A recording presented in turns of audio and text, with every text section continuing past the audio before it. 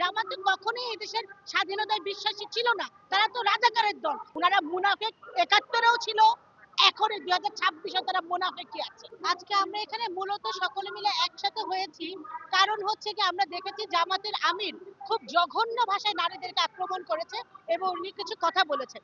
এখন জামাতের এই স্ট্যান্ডটা তো আমরা অনেকদিন ধরে দেখতে পাচ্ছি।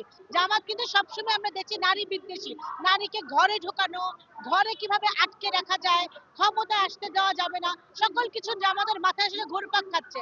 জামাতকে আমরা দেখেছি তারা তারা নারী জোটের আন্ডার, মানে একজন নারী নেতৃত্বের আন্ডারে তারা জোট করেছে। সেই জোটের সেই জোটের মধ্য দিয়ে তারা ক্ষমতায় গিয়েছে, মন্ত্রী হয়েছে, কিন্তু তারা নিজের দলের কাউকে, তারা কোনো নারীকে তারা শীর্ষ কোনো পদে তারা যেতে দিতে চায় না।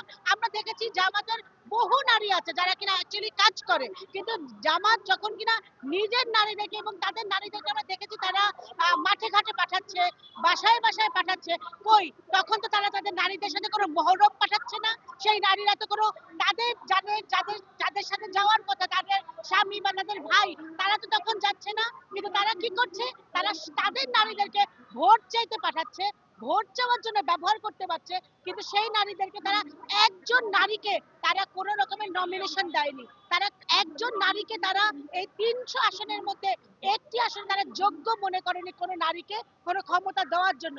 অথচ আমরা দেখেছি জামাতের যে আমির আছেন, উনার নিজের স্ত্রী, উনি কিন্তু ২০০১ সালে উনি সংসদ সদস্য ছিলেন।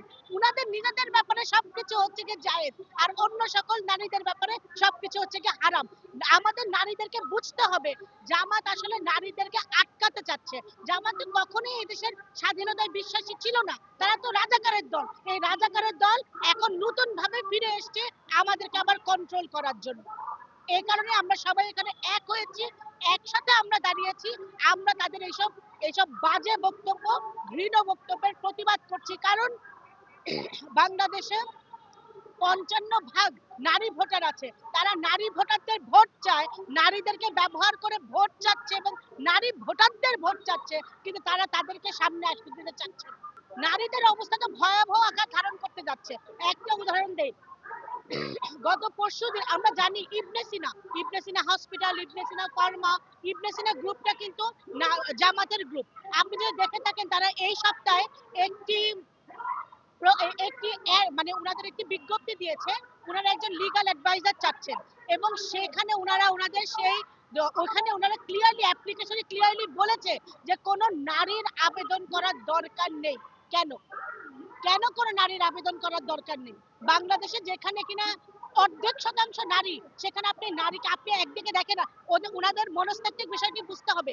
উনারা বলছেন ৫ ঘন্টা, এখন এনারা এই কথা বলছেন, অথচ উনাদের যে সংগঠনগুলো আছে, উনাদের যে ইনস্টিটিউশন গুলো আছে, সেখানে কিন্তু উনারা নারীদেরকে অলরেডি বাদ দেওয়া শুরু করেছেন।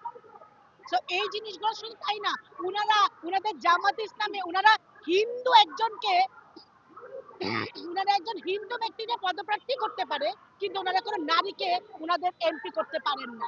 এই হচ্ছে জামাত ইসলামের চরিত্র, জামাত ইসলামের আসল রূপ। উনারা মুনাফেক ৭১-এও ছিল, এখন ২০২৬ তারা মুনাফেকই আছে।